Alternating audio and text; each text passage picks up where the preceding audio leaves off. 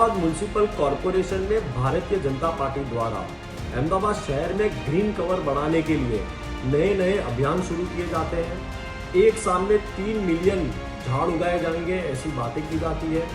एक पेड़ माँ के नाम का अभियान शुरू किया जाता है, लेकिन सबसे बड़ी बात तो यह है कि जब माँ के नाम का पेड़ तो उगा दिया जाता है, लेकिन उस पेड़ की कहीं ना कहीं ध्यान नहीं दिया जाता और उस पेड़ सूख जाते हैं और कई पेड़ मर जाते हैं। आज कांग्रेस पार्टी कुछ ऐसे ही खुलासे और आंकड़े आपके बीच पर लेकर आई है। वर्ष 22-23 से लेकर 24-25 तक यानी कि 3 साल में 66 करोड़ 21 लाख रुपए की लागत से अहमदाबाद म्युनिसिपल कॉरपोरेशन द्वारा 70,94,000 पेड़ उगाए गए थे, जिसमें से सिर्फ 46,11,000 पेड़ उग पाए यानी सर्वाइव कर पाए और 24,83,000 पेड़ अहमदाबाद शहर में सूख चुके थे यानी कि मर चुके थे। एक तरफ बड़े बड़े नारे लगाए जाते हैं,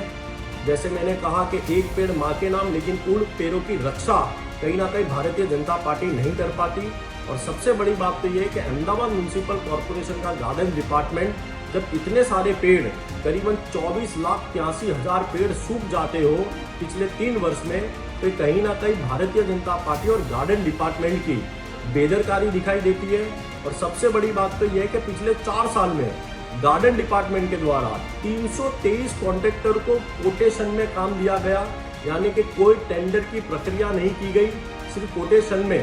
करोड़ों रुपए की लागत के पेड़ उनके जानीते मानीते कॉन्ट्रैक्टरों को देने में आए, जिसमें 71 सिंगल टेंडर 71 सिंगल टेंडर में काम दिए गए। और आज तक यदि 24.5 लाख से अधिक पेड़ सूख जाते हो, लेकिन फिर भी सबसे बड़ी बात और दुख की बात तो यह है कि एक भी कॉन्ट्रैक्टर को